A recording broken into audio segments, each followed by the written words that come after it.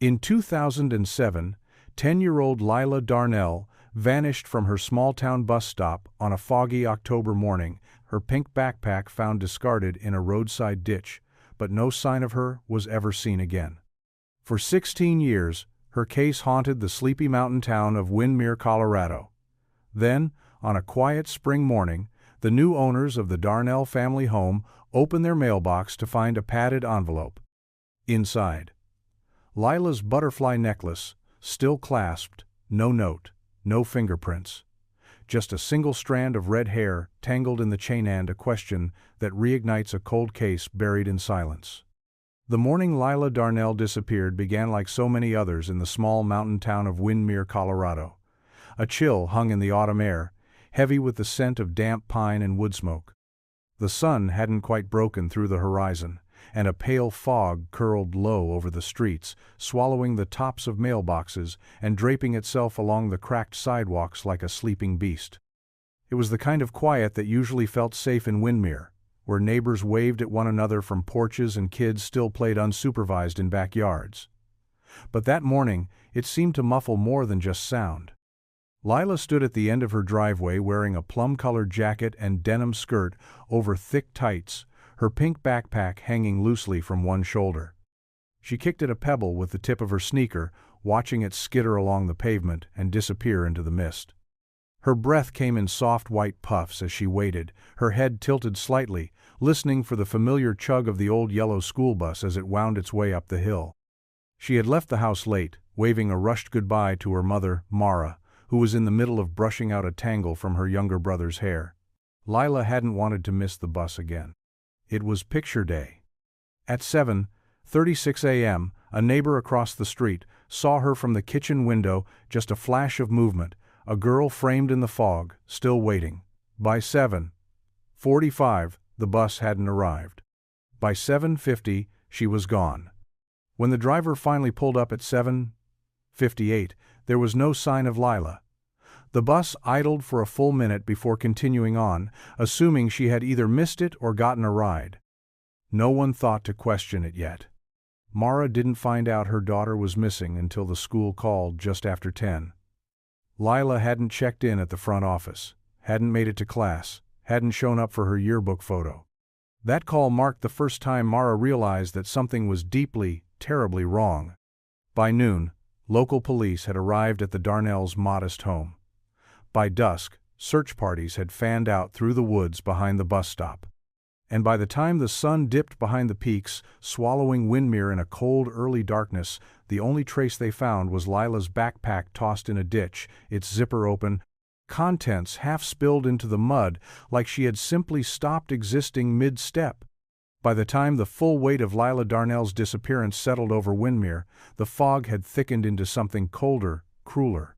What had begun as another sleepy October morning transformed into a panicked blur of flashing lights, shouted names, and the thunder of boots pressing into wet forest soil.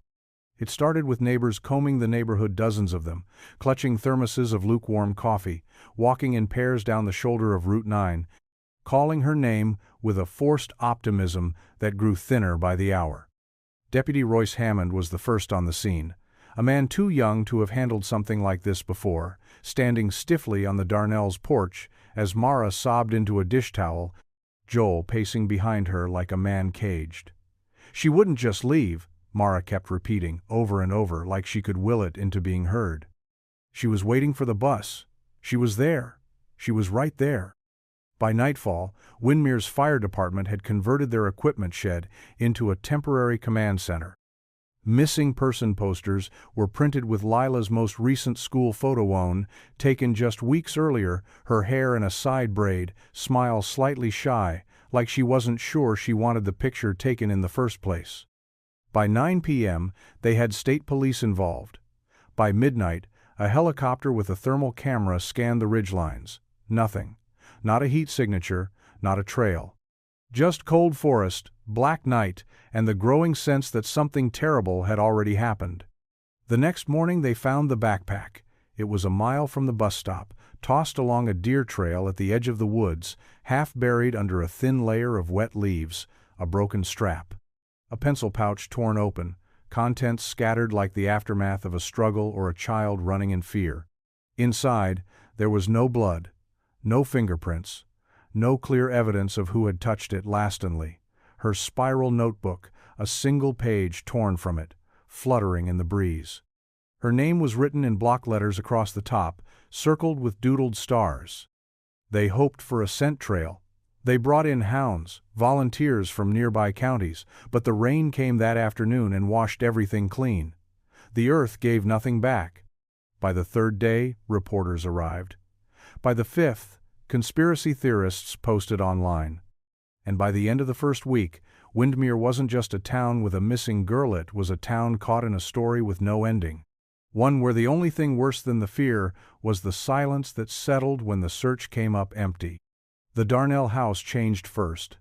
The laughter that used to spill out of its open windows in the evenings, Lila playing with her little brother, Joel humming while he grilled in the backyard, Mara singing along softly to old records, disappeared like breath on a cold mirror. Curtains stayed drawn. The front porch light, once always on to welcome neighbors and ward off the creeping mountain dark, blinked out and never came back. Even the yard began to look abandoned, grass curling at the edges, weeds sprouting through cracks in the walkway, as though the earth itself had sensed the sorrow and decided to take the place back. Grief didn't arrive all at once for Mara and Joel. It seeped into their lives slowly, quietly, like water through rotted wood. At first, they clung to each other. Joel stayed up late, searching message boards and news sites, watching for any report of a girl found in a different state, a Jane Doe who might match Lila's description. Mara barely ate, barely slept, her fingers constantly tracing the frame of Lila's school photo on the mantel. They whispered to each other in the dark, making promises they couldn't keep. "We'll find her. She's out there. She'll come home." But then came the second week. Then the interviews. The questions, the sideways glances from townspeople who had once been their friends. It started subtly whispers at the diner, pauses in conversation when Joel walked into the hardware store, and then someone said it aloud. A question, half-formed but barbed all the same. Was he home that morning? Did anyone see him after Mara left for work? Windermere was a small town. People remembered things, even things that hadn't happened. The police had to ask. It was protocol. Joel understood that. But the day they brought him down to the station and asked him to account for every movement, every thought, every second of his daughter's last known day, it broke something in him. He tried to answer, but how do you explain the mundane pieces of an ordinary morning when your entire world has already cracked in half? After that, Mara couldn't look at him the same way. Not because she believed he had done anything, but because he'd become the face of failure. A father who hadn't protected his daughter. A man who had let her slip through his fingers and into the fog. They stopped talking, then stopped touching. Eventually they stopped being two people at all. Just ghosts who passed each other in the hallway, haunted by the same girl, and utterly alone in their separate silences. He had been part of the background of Windermere for years, Frank Tolliver, the handyman with the battered red truck and grease-stained jeans who patched roofs in the summer and shoveled snow for the elderly in winter. He was quiet, polite, smelled faintly of gasoline and pipe tobacco, and never said much more than he needed to. That used to be enough. But in the weeks after Lila Darnell disappeared, people began seeing Frank differently. Not as the man who fixed broken door hinges and installed ceiling fans, but as a stranger they had never truly known. It started with a receipt tone from the Mountain View gas mart, time-stamped the morning Lila vanished. Frank's name was on it, a transaction just after 7:40 a.m., less than a mile from the bus stop. He'd bought coffee, a pack of gum, and this was the detail that made people shift uncomfortably: a child-sized juice box. The clerk didn't remember seeing a kid with him, but she said he looked nervous. That was enough. Deputies brought him in the next day. The sheriff's office said it was routine questioning, but by the time they pulled him from his cabin on the edge of town, 3 squad cars had arrived, lights spinning through the early dusk like searchlights. Someone snapped a photo as Frank was led out in handcuffs, his face pale and slack-jawed. The picture hit the internet before nightfall. Windermere turned on itself. Some people were certain. They pointed to Frank's quietness, the way he kept to himself, the fact that he never married, never had kids. Others hesitated. They remembered how he fixed Mrs. Langley's porch for free one spring, or how he'd brought Christmas lights to the elementary school after a snowstorm knocked the power out. But the suspicion hung heavy over every conversation, poisoning even the most innocent memories. For 3 days, Frank sat in a holding cell while investigators scoured his property. They searched his cabin, his truck, his shed. They brought in dogs. They dug up the dirt behind his house. But there was nothing. No trace of Lila. No connection beyond a juice box in proximity. When he was released, they didn't apologize.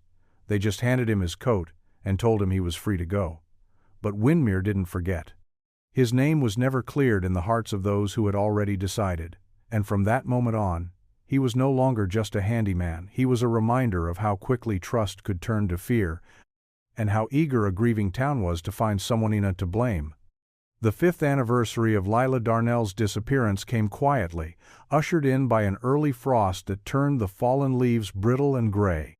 The town of Winmere gathered, as they had promised themselves they always would, in the grassy lot beside the elementary school where Lila's photo still hung on the community board. Weathered, the colors faded to a dull wash, but her face still there, smiling, waiting. Someone set up a table with hot cider. Another arranged rows of white paper lanterns, one for every year she had been gone. A few parents had their children tie purple ribbons to the lampposts, Lila's favorite color. The mayor gave a brief speech, his words the same polished cadence they had taken on over the years. Remembrance, hope, strength. But no one really heard him. Not anymore. When the lanterns were lit and floated upward into the steel-colored sky, the crowd stood in heavy silence. There was no comfort in it, only obligation. A community going through motions it no longer believed in. Mara Darnell stood toward the back, her face expressionless, hands wrapped tightly around a cup of cider she never drank. Joel wasn't there. He hadn't come to the last 3. They were still married, on paper, but he lived 2 towns over now, in a rented trailer, managing a hardware store and keeping to himself. Mara didn't speak to anyone that evening. She left before the lanterns disappeared into the clouds. Among the hushed crowd, whispers traveled like embers in dry brush. Someone said they'd seen Frank Tolliver on the edge of the forest again, staring into the trees as if waiting for something to come out. Another muttered that it wasn't Frank. People should have been watching it. Was the new substitute teacher who came to town just 2 months before Lila vanished and moved away the week after. Someone else claimed to remember seeing a strange car parked on Ash Lane that morning, a dark sedan with out-of-state plates. No one could agree what state. The vigil became less about remembering Lila and more about remembering each other's failings, who hadn't searched hard enough, who had pointed fingers too quickly, who had turned away. Grief had hardened into suspicion, and suspicion had sunk into something uglier. The town wasn't healing. It was calcifying around a hole no one could fill, and the more years passed, the more certain it seemed that someone still out there, maybe even someone still here, knew the truth and chose to bury it. When the Lane family pulled into the gravel driveway of 428 Miller's Crossing, they saw what they'd been dreaming of for months: a tidy little house with green shutters and a wide front porch, nestled beneath a stand of pine trees, just far enough from the road to feel private. The air was mountain clean and carried the faint scent of sap and earth. A breeze moved through the trees with a hush that felt like peace. Jenna Lane stepped out of the car first, hands on her hips, smiling at the quiet. Her husband, Graham, followed, stretching his back and exhaling like he'd been holding in a breath for years. Their daughter, Sophie, clambered out of the back seat, clutching a worn sketch pad and a handful of markers. She was curious, bright-eyed, and drawn instantly to the old tire swing that still hung from the gnarled oak beside the porch. She didn't ask who had lived here before. She didn't need to. The real estate agent hadn't said much. The house had been vacant for a while, something about the owners divorcing and moving on. It was structurally sound, came with acreage, and the price had been well below market. Just a quiet town, the agent had explained. Winmere's never been big, people keep to themselves. Inside, the house still bore echoes of the family that came before. A faint indentation on the living room wall, where a photo frame must have hung for years. Scuff marks low along the hallway, children's heights measured in secret. In one of the bedrooms, Sophie opened a closet door and found a tiny blue handprint painted near the floor. "Look," she said, grinning. "Ghost baby." Jenna laughed and snapped a photo with her phone. It would become part of the charm, she thought, these quiet relics of someone else's life, still stitched into the bones of the place. She didn't wonder why the closet door stuck slightly when it closed, or why the floorboards in the upstairs hallway creaked even when no one was walking. That first night, the wind blew through the trees like a lullaby, and Sophie fell asleep with the window open and her sketch pad beside her bed. Jenna stood outside her daughter's door for a long time, watching her chest rise and fall in the pale glow of a new bedroom lamp. She didn't hear the old front gate creak on its rusted hinge, or notice the envelope that had been quietly slipped into the mailbox zone with no return address, no stamp, just a padded corner bulging softly under the weight of something metal, something small. At first, the stairs didn't bother Jenna. Windermere was small, quieter than she expected, but not unfriendly. People smiled politely in the post office, held the door open at the diner, waved from porch swings without offering names. It felt like a town stitched together by routine, where newcomers were observed rather than welcomed. Jenna chalked it up to small-town rhythm. A little time, she told herself. They'll warm up. But by the end of their first week, the smiles had started to falter. People looked just a second too long, their eyes flickering from Sophie to Jenna and back again. The checker at the grocery store scanned their items in silence, her gaze lingering on Sophie like she was something out of a dream she couldn't quite place. "Your daughter," she finally said, her voice low and uneven. "She looks just like someone I used to know." She didn't elaborate. Jenna smiled politely, unsure of how to respond. "We just moved in. She's adjusting well." The woman nodded but said nothing more, her fingers trembling slightly as she handed back the change. Outside, as they loaded bags into the trunk, an older man walked by, slowing just enough to let his gaze settle on Sophie. "You're not from around here, are you?" he asked. His voice was more curiosity than confrontation, but there was something behind it, like a memory trying to take shape. "No," Jenna replied. "We just moved in from Fort Collins." He looked past her, toward the road. "Which house?" "Miller's Crossing, 428. The man's eyes darkened. He gave a single nod and walked away without another word. Later that afternoon, Jenna caught two teenagers riding bikes up and down their street, looping the cul-de-sac again and again, their heads swiveling toward the house each time they passed. She watched from behind the living room curtains, one hand resting on the windowsill, the other clutching her phone without realizing it. Sophie was in the backyard, drawing again, legs folded beneath her on a blanket. She wore a purple hoodie and had her hair tied in a loose braid almost the same shade as the one in that faded photo Jenna had found online 2 nights earlier. She hadn't meant to search for the Darnell family, but once the grocery clerk mentioned the resemblance, she couldn't stop herself. And when the image of Lila Darnell appeared on her screen, eyes bright, smile uncertain, face unmistakably similar to her daughter's, Jenna had felt a quiet chill that hadn't left since. Not fear, not yet, just the feeling of a door creaking open behind you when you were sure you'd locked it shut. It was Sophie who found the envelope. The morning was clear and cold, the kind of late March day where the sun is bright but offers no real warmth. Jenna was inside folding laundry when she heard the screen door creak open, followed by the soft thud of sneakers on the front steps. A moment later, Sophie called out, not with excitement or fear, just curiosity. "Mom, there's something in the mailbox."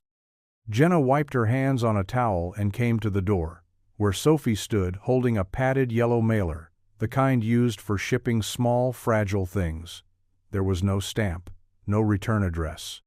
Just their house number written in block letters, the ink pressed too hard into the surface, like whoever wrote it didn't trust their own handwriting. "It was just sitting in there," Sophie said, peering down at it. "It looks old." Jenna took it, weighing it in her hand. Light, but not empty. Something shifted inside when she tilted it, soft but metallic, like jewelry or a key. The seam had been taped shut with a single strip of clear tape, sloppily torn at the edges. She peeled it open at the kitchen counter while Sophie climbed onto a stool beside her. Inside was a small velvet pouch, faded and fraying at the drawstring. Jenna pulled it open slowly, her fingers already tense. A necklace slid into her palm. It was Delicatea's silver chain, slightly tarnished, holding a butterfly pendant encrusted with tiny blue stones. The sapphires weren't real. You could tell by the way they caught the light, too bright, too uniform. But the charm itself was beautiful in a quiet, childish way. The wings were etched with little ridges, and the clasp had the faintest hint of rust. Sophie leaned closer, her brow furrowed. "I think I've seen that before." Jenna looked at her. "Where?" "I don't know," Sophie said, her voice soft. "It just feels familiar." There was no note, no explanation, just the necklace and the lingering smell of dust and old perfume clinging to the pouch. Jenna turned it over, searching for an engraving, a clue. Anything but the back of the pendant was blank. She placed it on the counter and stepped back, her pulse steady but rising. Outside, the breeze had picked up, rattling the wind chimes on the porch. Inside, everything was still. Jenna stared at the necklace and felt something she hadn't felt in years. Not fear exactly, but the first tremor of something watching, something remembering. Jenna didn't sleep that night. She lay in bed beside Graham, listening to the quiet hum of the ceiling fan and the occasional creak of old wood settling. Sophie had fallen asleep with the necklace tucked beneath her pillow, insisting it was probably a welcome gift, a harmless surprise from some well-meaning neighbor. Jenna had smiled and said maybe, but her chest had been tight since dinner, and the knot in her stomach hadn't loosened. At midnight, she got up. The living room was dark, except for the soft glow of her laptop screen. Jenna sat with her knees pulled up, coffee growing cold beside her, eyes scanning page after page of search results. She started with the address 428 Miller's Crossing, then narrowed it. Windermere, house history, missing girl, nothing useful at first. Just property transfers, a foreclosure, a change in school zoning from 3 years ago. But then she saw the name. Lila Darnell. Age 10. Disappeared October 2007. Last seen at her bus stop. No witnesses, no suspects. A cold case. Jenna clicked. The news article was old, archived in a local newspaper's digital vault. The photo loaded slowly, pixelated and soft-edged, but the moment it appeared, Jenna's breath caught. Lila's face stared back at her. She was smiling slightly, like someone had caught her mid-thought. Her hair was in a loose braid that draped over her shoulder. A purple hoodie. A spark of something in her eyes that was so achingly familiar it sent a jolt through Jenna's chest. It was Sophie's face. Not exactly, but close enough that it felt like looking at a dream version of her daughter. Like Sophie might have lived another life, years ago, in the same town, in the same house, and forgotten it. Jenna kept scrolling. Another photo, a school picture this time. Lila sitting stiffly in front of a blue mottled backdrop, her hands folded in her lap. And there, just barely visible at the neckline of her sweater, was a butterfly charm. Blue stones, silver chain, identical to the one now lying beneath her daughter's pillow upstairs. Jenna's hands trembled as she reached for her phone. She needed to know who had owned the house before them, not just on paper, but in reality. Not just the names, but what had happened here. Because someone had left that necklace in their mailbox, and it wasn't a welcome gift. It was a message, a memory. Or maybe a warning that the past wasn't buried nearly as deep as the town of Windermere pretended it was. Jenna hadn't planned to take the necklace to the police, not at first. It felt too uncertain, too strange to explain without sounding paranoid, but the hair caught in the clasp was what changed her mind. It was fine, and reddish gold, no longer than an eyelash, caught like a thread in a needle's eye. Sophie's hair was a darker shade. Jenna's was brown. It didn't belong to anyone in the house. She brought it to the Windermere Sheriff's Office in an unmarked plastic bag, tucked inside her purse like contraband. The deputy at the front desk raised an eyebrow when she explained, then softened slightly when she mentioned the address. "Oh," he said, his voice quieting. "That's the Darnell place."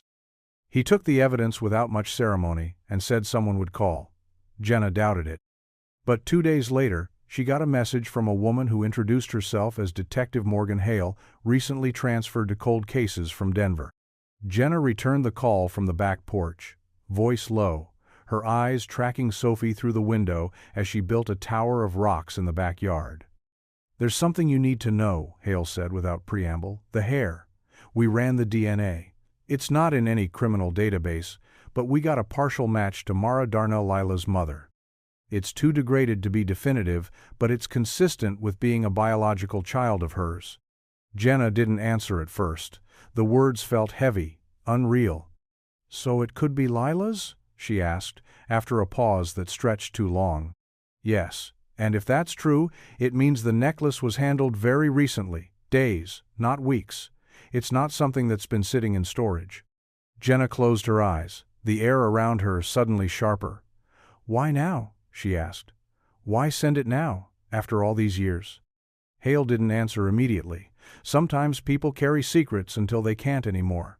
Or maybe someone wants to be found. But this is intentional. Someone meant for that necklace to end up in your hands. In that house. With your daughter. Jenna felt the porch beneath her shift, not physically, but in that quiet, tilting way reality moves when it no longer fits. The necklace hadn't been forgotten in a drawer. It wasn't a remnant of the past. It had moved through someone's fingers, recently. Someone still alive. Someone who knew exactly what it meant to put it back where it started.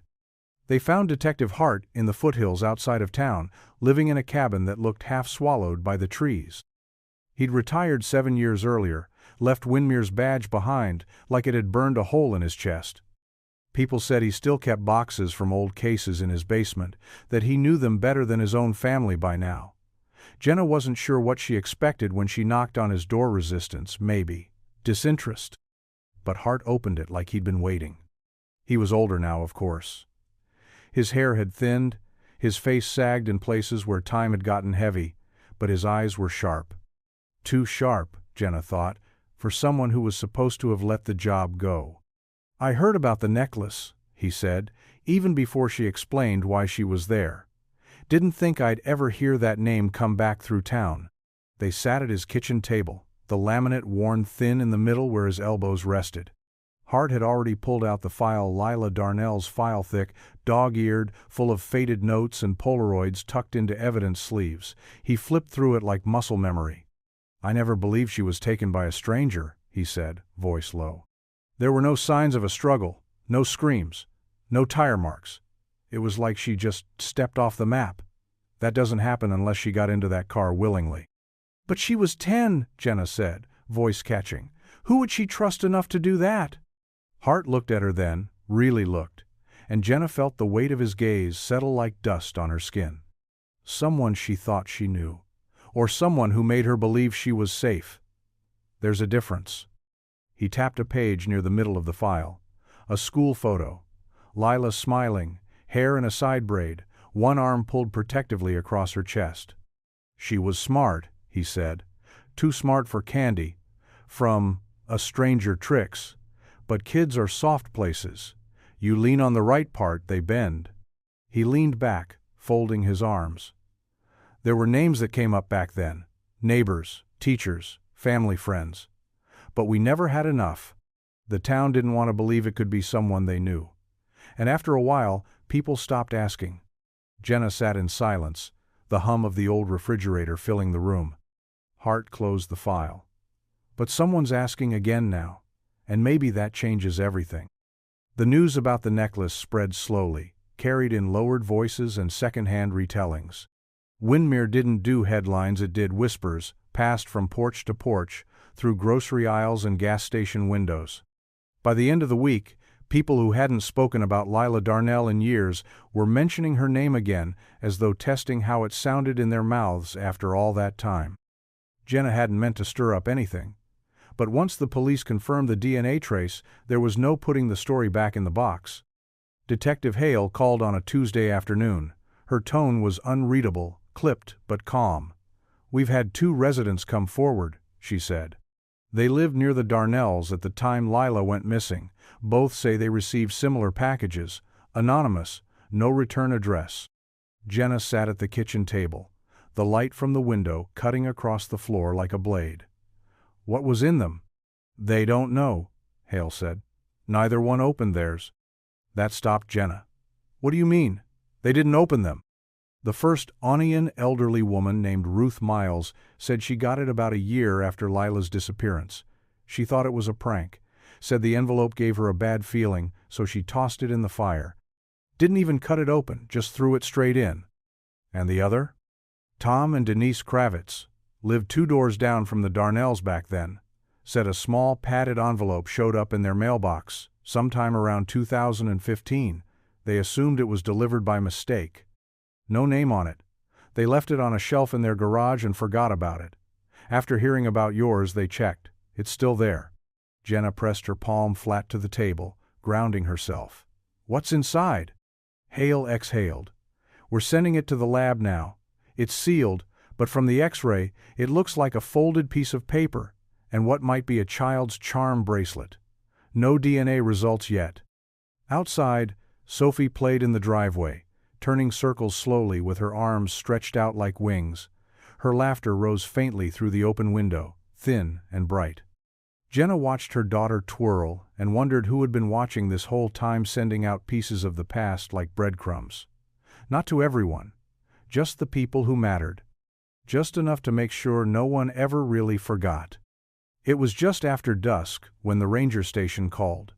Detective Hale had been working late at the Windmere precinct, reviewing the envelope evidence again, when her phone buzzed.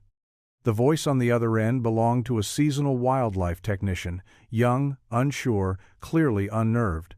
"We caught something on one of the forest cameras," he said. "It's weird. You'll want to see it." Windmere National Forest pressed right up against the edge of town, thick with pine and alder, its trails weaving like veins through unmarked territory. It had always loomed in the backdrop of Lila's story, a place searched again and again, combed through with dogs and drones and volunteers. Nothing had ever turned up, nothing concrete. Until now. The footage came from a game trail cam mounted 10 feet off the ground, just east of the Darnell property line. The timestamp read 3:12 a.m., 3 days before Sophie found the necklace. The infrared lens painted the scene in cold monochrome, the trees silver, the leaves black shadows curled against the earth. And then, movement. A figure emerged slowly from the tree line. Not quite tall, not quite short. Draped in a heavy coat with the hood pulled high. Face obscured. Their pace was slow, deliberate. In one gloved hand, they carried something, a box or bag, maybe a satchel. The item shifted against their leg with each step. They stopped near the edge of the frame and turned slightly, as if listening. Then, without warning, they bent down and seemed to place the object gently onto the ground. A long pause followed, no movement, no sound but the slight flicker of wind in the trees. The figure stood again, adjusted something beneath their coat, and walked back into the darkness the way they had come. Hale replayed the footage 4 times. Each time she paused on the shape of the object. Small. About the size of a shoebox. No identifying markings. But it was the way the figure moved that unsettled her, slowness, the care, as if it wasn't just delivery, as if it was ritual. She shared the footage with Jenna the next day, their voices low in the Lane living room, while Sophie worked on a puzzle in the next room. "Whoever this is," Hale said, her eyes locked on the paused frame, "they've been here before, they know the land, and they're not just watching, they're leaving things behind." Jenna stared at the screen, the figure frozen mid-step, the trees yawning like open mouths behind them. And for the first time, she felt it. Not just that someone was remembering, but that someone had never stopped. It happened on a Sunday, late morning, with the smell of sawdust thick in the air and sunlight warming the old hardwood in wide gold slats. Graham had pulled up a section of the upstairs hallway floor to replace water-damaged boards. The house had a way of revealing itself in stages, giving up its secrets not all at once, but in quiet, accidental pieces. He was in the garage when Jenna knelt down to sweep away the debris. That's when she saw it. Beneath the planks wedged in the narrow, dusty void between joists were pieces of paper, folded, layered, flattened like they'd been hidden quickly and with purpose. Jenna hesitated before reaching for them, her fingers trembling slightly as she drew them out one by one. The edges were yellowed, corners brittle. She could smell the age on them, something dry and old and faintly sweet, like forgotten books in an attic. There were drawings, crayon sketches, done in a child's hand. A house with no windows. A girl with a long braid and a small smile, standing next to someone much taller, whose face was a scribbled blur. A series of hearts, each one darker than the last. And then, the words. They were written in pencil, faint but still legible, the letters spaced out unevenly across the page, like someone had been unsure how much room they'd need. He said, "I'll be safe here." Jenna stared at it, her skin going cold. It wasn't a note meant for anyone, it was a confession, pressed into paper and buried like something sacred. Not just left behind, but hidden, as if the writer believed someone might try to destroy it. She laid the drawings out carefully on the hallway floor, the light catching on waxy crayon lines, on the ghost of a child's voice reaching across the years. Something about the way the letters were shaped, the careful curls and stops, it felt like Lila. It felt like the same hand that had once pressed flowers between pages, or written her name in the margins of library books. When Graham returned, his boots scuffing softly against the subfloor, Jenna didn't look up. She just pointed to the drawings, her voice barely more than breath. "She was here," she said, "in this house, after everyone stopped looking." And neither of them said anything else. Not for a long time. They just sat on the bare hallway floor, surrounded by the echo of a girl who had once believed that someone's promise to keep her safe might actually be true. The knock came just after dusk, quiet but deliberate, echoing through the thin front door like something out of time. Jenna had been in the kitchen, rinsing plates from dinner, the soft rhythm of water and clinking silverware masking everything else. Sophie was upstairs, humming to herself, oblivious. She didn't expect anyone. No one came by unannounced in Windermere Knot unless it was trouble. When she opened the door, the man standing there looked like a shadow of himself. Joel Darnell was taller than she expected, though his shoulders were stooped and his face was a map of lines that hadn't been there in the few photos Jenna had found online. His eyes dark, sunken, unreadable, searched hers, as though trying to place her, as though he'd arrived not to see who lived there now, but to step back inside his own life. "I heard," he said quietly, "about the necklace." Jenna's fingers tightened around the doorframe. "Do you want to come in?" He nodded, just once, and stepped inside, like it hurt to do it. The living room was dim, the soft orange glow of a lamp casting long shadows against the walls. Joel didn't sit. He just stood glancing around the space like he remembered it differently, like the air itself still held her scent. "She used to sit there," he said, motioning vaguely toward the window seat. "Did her homework with her legs tucked underneath, hated math, loved stories, fairy tales mostly, thought they were real." Jenna said nothing. She could feel the weight of something unsaid in him, something knotted up so long it had twisted into silence. "I got a letter," he said finally, pulling a thin, yellowed envelope from the inside pocket of his coat. 2 weeks after she went missing. No return address, no note, just this. He handed it to her, and inside was a single photograph.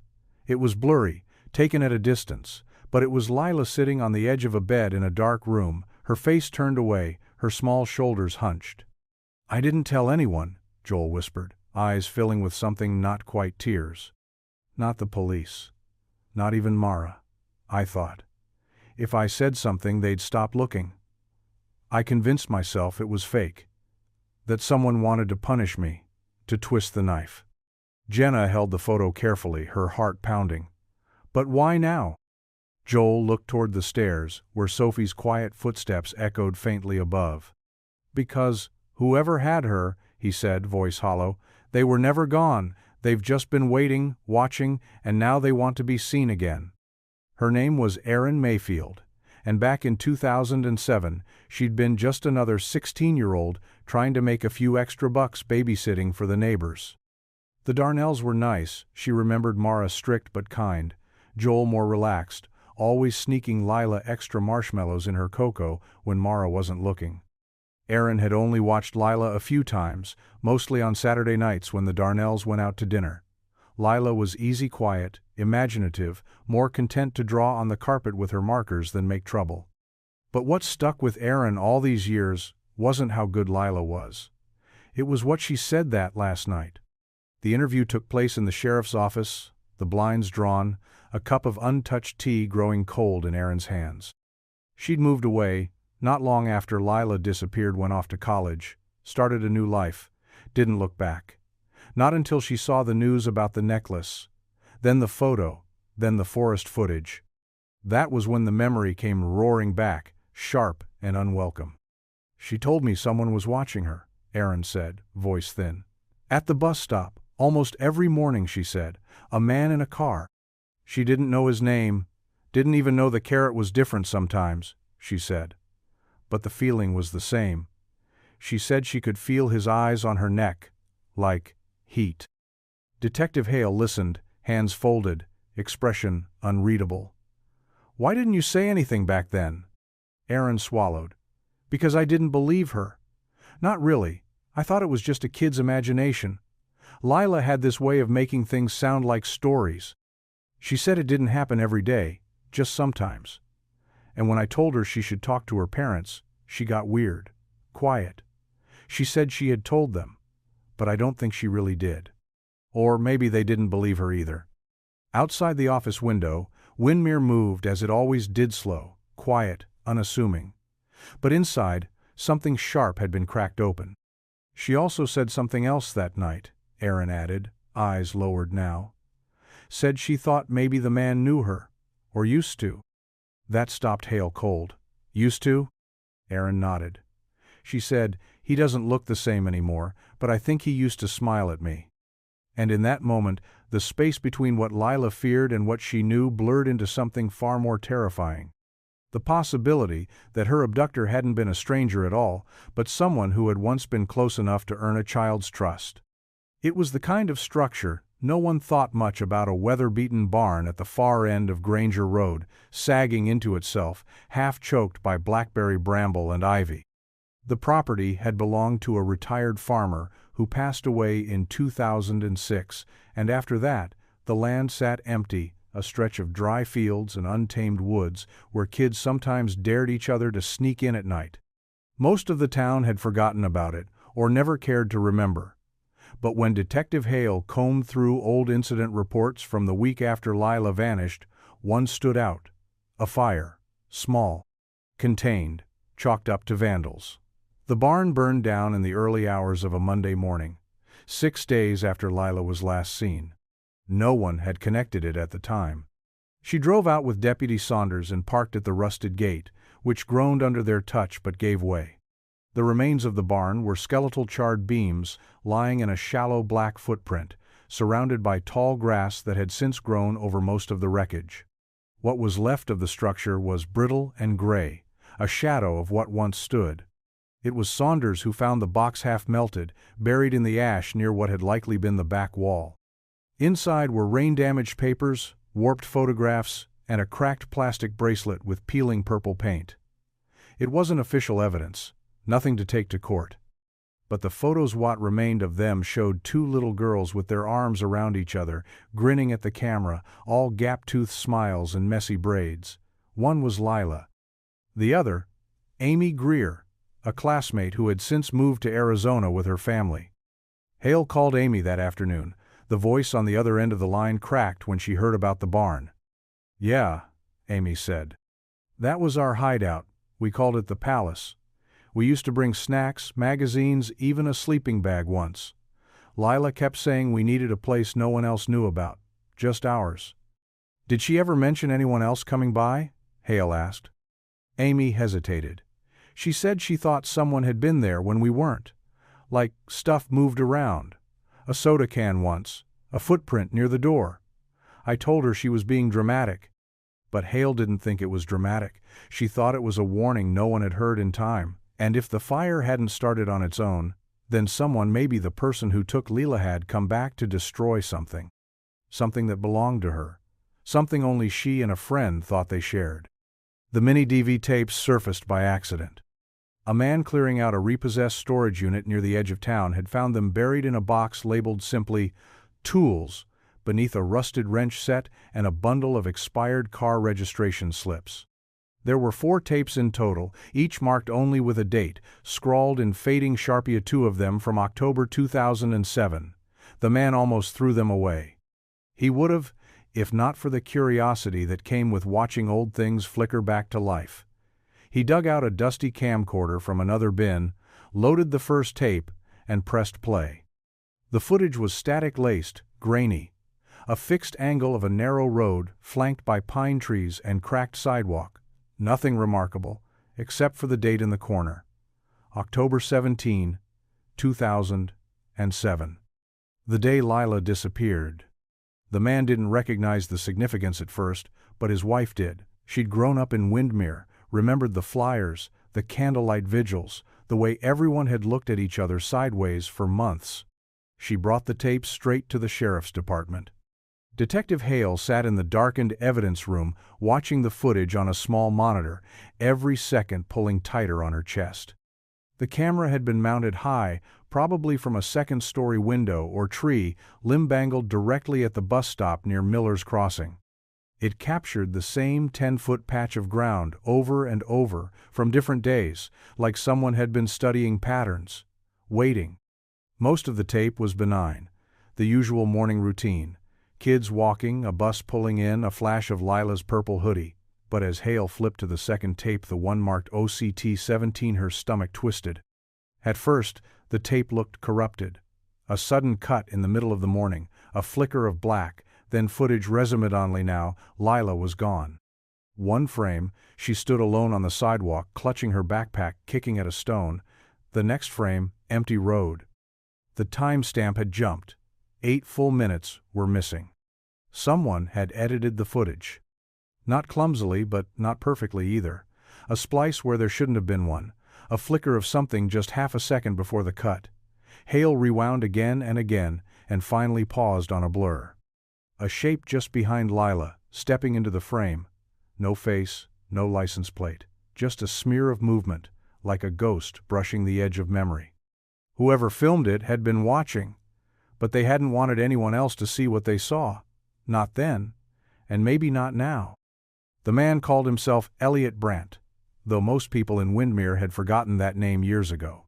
Back in the early 2000s, he was known as the Cartographer, a soft-spoken loner who lived in a hand-built cabin miles from the nearest paved road, cataloging elevation changes and wildlife trails with meticulous precision. He wasn't unfriendly, just private. Too private, some said. When he left town not long after Leela disappeared, few noticed. Fewer cared. But he came back. Detective Hale received the message through the sheriff's anonymous tip line. A single line typed in block letters, "I saw something in 2007. I want to talk now." It was signed, E. Brandt. She found him living in a converted camper behind the old fire road, surrounded by rolled maps and topographical sketches, his hands still stained with graphite and ink. He looked thinner, older, but his mind was sharp. His voice, when he spoke, was calm in a way that made her uneasy. "It was the morning she went missing," Elliot said, eyes focused on a trail map he'd drawn nearly 2 decades ago. "I was out early, checking the lower ravine. There's a deer run there that intersects an old bootlegger's path. Hardly anyone knows about it." He tapped the paper. "Here." Hale followed his finger. The path cut along a wooded ridge not far from the eastern edge of Miller's Crossing, less than half a mile from the bus stop. "I saw a man," Elliot continued, "carrying a child, a girl. She wasn't screaming, wasn't fighting. Her arms hung loose. I assumed, God help me, I assumed she was sick or injured, and they were headed for help." "Did you recognize him?" Hale asked. Elliot shook his head. "Too far, but I remember how he moved. Not fast, careful, like he knew the land, like he'd walked it before. And you didn't report this? I did, Elliot said, and now his voice trembled for the first time. I called the tip line, I left a message. But no one followed up. And after a while, with no news, no arrests, I convinced myself it didn't matter. Maybe it wasn't her. Maybe it was nothing. Hale was silent for a long time. Then she looked at the path again. It led not just into the forest but past the edge of every search zone from 2007. You still have these maps? She asked. Elliot nodded. Every one of them. I don't forget the land. But someone had counted on the town forgetting everything else. The dog caught the scent just past the old creek bed, where the soil turned darker and the air held a deeper kind of quiet. It had been nearly 16 years, and no one expected much, not really. The bloodhounds had been brought in more as a gesture than a hope, following the new path outlined on Elliot Brandt's hand-drawn map, the trail that curved behind the old ridge and disappeared into undergrowth too thick for even the original search parties to have bothered with. But the Doga broad-chested hound named Roxy paused, nose to the ground, tail stiff. Then she barked. It wasn't loud, but it was sharp, intentional, the sound of a discovery. Detective Hale and Deputy Saunders moved in slowly, careful not to disturb the area. The dirt there had a strange texture, loose in places, compacted in others, like something had once been dug up and then buried again. Saunders brought out a hand trowel and began clearing around the spot. It didn't take long. Just beneath the surface, they hit something solid, rusted metal, cold to the touch. A tin box, the kind that might have once held cookies or sewing supplies. Its corners were dented, lids sealed with old packing tape now crumbling away. Hale pried it open with a gloved hand. Inside was a sweatshirt gray, with the faded green logo of Windmere Elementary across the front, folded carefully, as though whoever placed it there wanted it to be found intact. Wrapped inside were small things. Personal things. A pink plastic ring with a butterfly jewel, a sticker sheet with 2 unicorns missing, a keychain shaped like a dolphin, and at the bottom, a paper bookmark with Lila's name written in pencil, the letters slightly smudged but unmistakable. Hale felt the cold settle deeper in her chest. These weren't just belongings, they were remnants of a life paused mid-sentence, gathered by someone who had touched her things, chosen what to keep. Someone who had taken the time to wrap them up and bury them, just deep enough that no one would stumble on them by accident, but not so deep they'd be lost forever. The trail hadn't gone cold. It had been kept quiet, maintained, like someone wanted it to sleep until now. Hale stood and looked out at the trees, tall and still around her, their branches whispering with the breeze, and she knew, without needing to say it aloud, whoever had taken Lila hadn't vanished. They were still here, watching, maybe even waiting for the next move. The drawings had been odd at first, simple landscapes, all done in crayon or dull pencil, the kind of things a child might sketch absent-mindedly. But when Jenna looked closer, really studied the angles and repetitions, she saw something strange. The same ridge kept appearing in different scenes, always shaded the same way. Trees that didn't match Windmere's usual forest lines, a slope that curved like a question mark. On one drawing, behind the faint outline of a house, Lila had written something in small, squashed letters. Where the air feels thinner. Detective Hale brought the sketches to Elliot Brandt. He spread them across his table without saying a word, just tracing the familiar arcs with calloused fingers. Then he pointed to a narrow fold of terrain south of Windmere, not on any official hiking maps, a gorge tucked between old mining claims, forgotten by time and bureaucrats alike. They sent a team out the next morning. The road ended a mile from the drop, where the pine trees began to thin, and the wind changed, colder and more deliberate, funneled through narrow rock corridors. The team moved slowly, brushing aside branches and combing the ground for signs of movement. At the bottom of the gorge, nestled in shadow and stone, they found a tah cabin barely visible from above, half swallowed by overgrowth, its roof sagging under years of moss and silence. The front door was chained shut. But what mattered wasn't above ground. Behind the cabin, Hidden beneath a false trapdoor, camouflaged with leaves and broken lumber, was a steel hatch, no lock. Just a rusted handle and the smell of damp earth.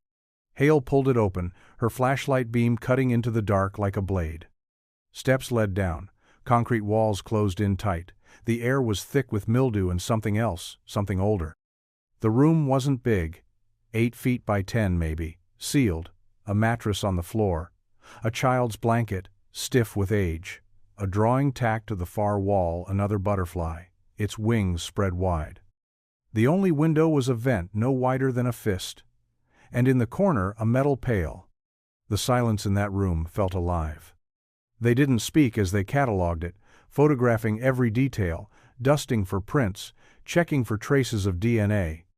But each of them felt it, deep in their chests. This was not just where Lila had been taken. This was where someone had kept her. For days, maybe weeks. And someone had built it for exactly that purpose. The room was dead quiet, insulated not just by earth and concrete, but by the weight of time. Detective Hale stood in the center, her flashlight casting long, uncertain shadows against the walls. The smell of mold clung to everything, damp, cloying, ancient, tanned under it, faintly, something sweeter. Old crayon wax. The ghost of childhood. She didn't speak. None of them did. Words didn't belong here. There was a mattress, sunken in the middle, with a faded pillow and blanket patterned with cartoon horses. The kind you'd find in the clearance bin of a discount store. Stuck to the walls, curling at the corners, were pages torn from coloring books. Most were incomplete, half a castle, a flower missing its petals, a girl with unfinished eyes. In the far corner, someone had rigged a battery-powered lamp into the wall. It was long dead now, but the tape still clung like a scar. Then there were the calendars. 3 of them, stacked loosely on a crooked wooden shelf, each one with days marked off in pencil. Not crossed out but circled, again and again, birthdays maybe, or anniversaries. One page had a name scrawled across it in shaky letters. Lila. Next to it, another note. Try again, be good this time. It was written in a different hand. On the back wall, the most haunting discovery. A growth chart etched into the concrete. Lines carved at uneven intervals. Initials scratched next to each one. Some marks were dated, others weren't. But the tallest line was nearly 5 feet high, labeled with a single letterland, the year 2009. Hale ran her gloved fingers over the etched lines, her breath caught behind her teeth. There had been time here, routine, a rhythm built out of captivity. Someone hadn't just hidden Lila, they had kept her. Measured her, watched her grow. In a room with no windows, no sound but her own breathing and the footsteps of someone above. It wasn't just the horror of the space that struck Halit, was the care, the twisted domesticity, the effort to create the illusion of a life underground. The drawings, the calendars, the matresset, all spoke of someone who believed they were not hurting a child, but keeping her. 16 years gone, and for at least some of it, Lila had been here, alone. Trapped in a world built just for her, and just as deliberately designed to never let her leave. They found the journal tucked beneath the mattress, its spine softened by age and moisture, the cover a cheap spiral-bound notebook with a faded kitten on the front. The first few pages had curled in on themselves, ink bled by humidity, words smudged and smeared like tears, but further in, the writing steadied. The pencil strokes were delicate at first, hesitant, childlike. Then, slowly, they hardened, grew sharper, angrier. It was Lila's handwriting. She'd started writing early, maybe within the first few days. I think this is a basement, one entry began. He said it's not, but I hear things upstairs sometimes, like a chair scraping, a door. I think I saw stairs when he brought food, but I can't be sure. The entries weren't daily. Sometimes weeks passed between them. Other times, they came in clusters. Frantic lines crammed between margins, as if she'd needed to say everything before the paper was taken away. She wrote about routines, meals pushed through a gap in the door, visits where he would sit in the corner and speak to her like a teacher, or a parent, or something more possessive. She never called him by name, just he or the man. Sometimes, the voice. He brings books, but only ones he chooses. He says the outside world doesn't want me, that they forgot. But I don't believe him, not anymore. Hale sat with the journal for hours, her gloves off now, each page turned like it was sacred. The entries darkened with time. Lila wrote of panic attacks, nightmares, desperate efforts to count the days. Her attempts to escape once when he forgot to lock the hatch, another when she faked illness and he came too close. Both times, she was punished. She didn't say how. The final pages were different. The handwriting was frantic, slanted. He's getting careless. I think he's sick. I hear him coughing at night, worse than before. I have food hidden now. Water too. If he doesn't come for 3 days, I'll go. Even if it's snowing. Even if I die out there, at least it will be outside. Then, the last page. Just 5 words. I made it. I ran. And below that, a jagged heart, drawn so hard it tore through the paper. Hale closed the journal with shaking hands. Lila hadn't just survived, she'd endured, documented, left behind a roadmap of pain and courage scrawled in pencil. A voice lost for 16 years had finally found a way out, and now it was being heard.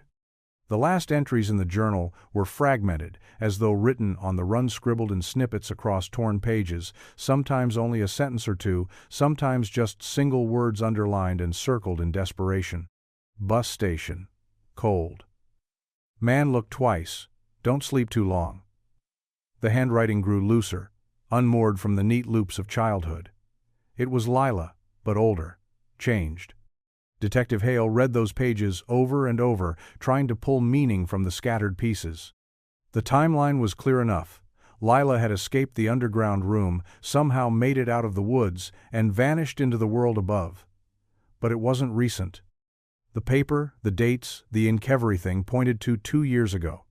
That meant she'd been living out there, somewhere, in silence, alive, but hidden. What Hale found most haunting wasn't the fear of capture, it was the fear of returning. They won't know me now, Lila had written on one of the last pages. I'm not the girl they lost. I'm someone else. I don't want to hurt them. I don't want them to see what I became. There were mentions of Placessa town near the border, a diner that left coffee out at night, a shelter with lockers that didn't lock. She changed names, gave herself new ones like armor. Elle, Rain, Josie. Each time she moved, she left a piece of herself behind. At one point she wrote, "If I stay in one place too long, the past finds me. So I keep moving, and no one asks questions." But the final page held something different. A clipping, torn from a newspaper, folded neatly into the last entry. It showed a photo of the Lane family, smiling in front of their new home, the Darnell house, part of a fluff piece on real estate growth in small towns. Jenna's face, Graham's, and Sophie beaming, her arm raised in a wave. Next to the photo, in a handwriting that had grown steadier again, was a single line. "She looks like me. He won't be able to stop himself." And below that, scrawled hastily in red pen, "This time, someone has to see it." Hale stared at the page for a long time. Lila wasn't just surviving anymore. She was watching, protecting, waiting. And, maybe just maybe, getting ready to come home. It was a Tuesday when the call came in. Late afternoon. The kind of gray, drizzling day that made Windermere feel even smaller, more folded in on itself. Detective Hale had been reviewing transcripts, tracing the thread of Lila's final journal entries, trying to map her last known movements. She wasn't expecting a call from a shelter 3 states away. "She said she saw the story on a bulletin board," the intake worker explained. "Tore down the clipping. Wouldn't let go of it. Said she needed to talk to someone who knew." The shelter was in Olympia, Washington.